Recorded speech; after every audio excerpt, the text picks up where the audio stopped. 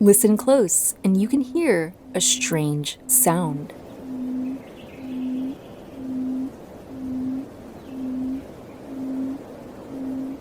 Any guess what it is? It's a buttonquail, a tiny bird that hails from Africa, Asia, and Australia, largely confined to the southern hemisphere. Plodding through overgrown fields, this little bird is seeking a mate. You'd be forgiven to think this particular individual is a male. When it comes to birds, the males do most of the talking. But buttonquails are different. This is a female, and she's looking for love. Although they share the name quail with the similarly shaped and colored common quail, these birds aren't actually related. Originally, buttonquails were classified in the same group as chickens, turkeys, and, unsurprisingly, quails. But further research revealed something unexpected. Take a look at a buttonquail's feet. Notice anything distinctly unquail-like? Chicken feet make a good comparison as well. Can you see the difference? Buttonquails don't have hind toes, a trait seen in all quails and their relatives. Talk about sticking out like a sore toe. Today, buttonquails are classified with shorebirds such as gulls and plovers. While the name doesn't match, the missing toe does. Throughout the shorebird order, many species have reduced hind toes, or, like buttonquails, lack them entirely. What's even more telling, however, is their behavior. Birds are often touted for their monogamous pairings. Lovebird swans and committed penguins. These feathered fowls have a reputation for faithfulness. The same cannot be said of buttonquails.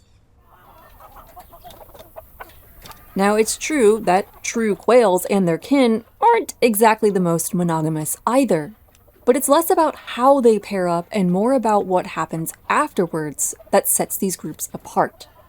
Turkeys, chickens, quails, and pheasants. In the case of all of these species, the mother raises the chicks. While the baby birds tuck up under mom's cozy feathers, follow her through thickets, and depend on her for protection, Dad is largely, if not entirely, out of the picture.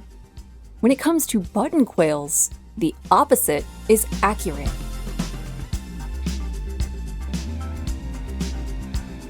After courting her suitor and building a nest for him, which is little more than a scrape with some twigs in the ground, the female buttonquail drops her eggs and runs. She's bigger, louder, and all around more promiscuous. Left with his unhatched chicks, the male does what his duller colors make easier for him to do. He incubates the eggs.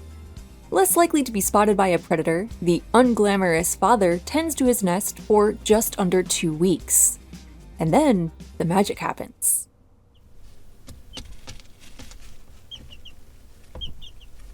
Small peeps indicate the chicks are hatching. The average nest contains 4 young, all ready to take on the world from birth.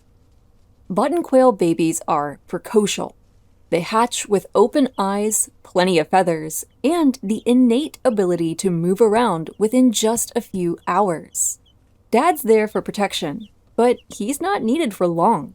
In less than 2 months, the chicks will be adult-sized. Of course, these birds don't get that big.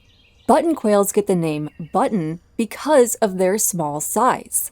A baby buttonquail could literally fit on a button.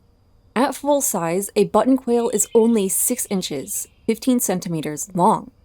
From button baby to full-blown adult in less than a quarter of a year, they live life on fast forward.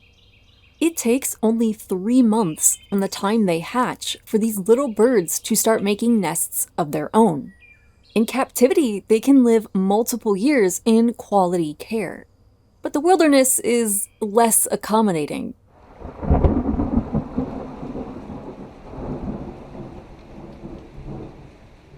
A wild buttonquail's life expectancy is only 1 to 2 years. One way a small creature can protect itself from predators is to live alongside other small creatures. Safety in numbers. Alone, a buttonquail may miss the sound of a breaking twig or the scent of a fox on the breeze. But in a group, just one member needs to notice something is off to alert the whole party. One announcement and the entire flock floods into the underbrush. Buttonquails can fly, but they're more likely to run into tall, dense grasses when startled. Their small stature is perfect for slipping into small spaces other, larger animals can't reach.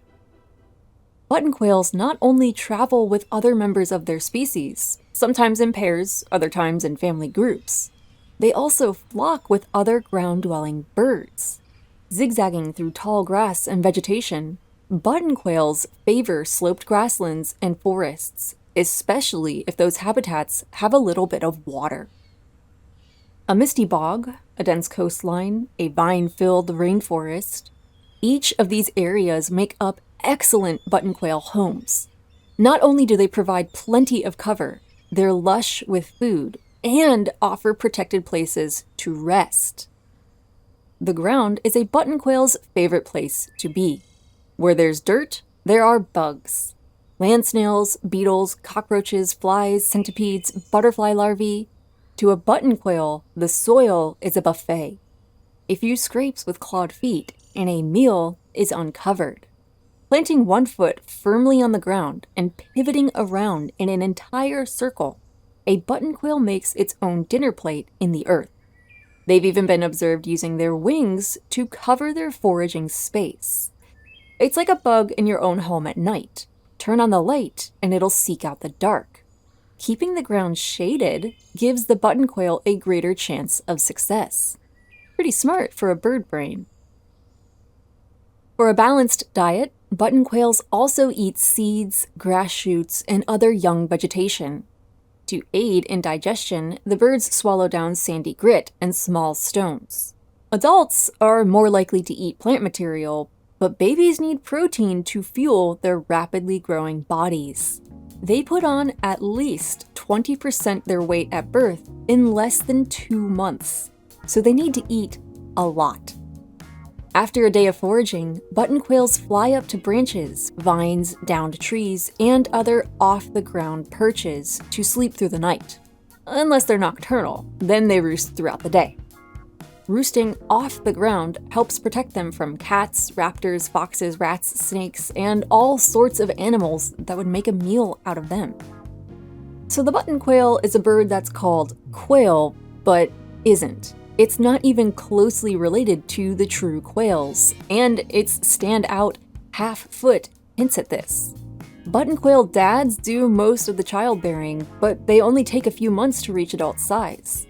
They live on the ground and dig in the dirt, but take to a perch to stay safe while resting. And in this case, they were requested by our channel member, Indy Reno.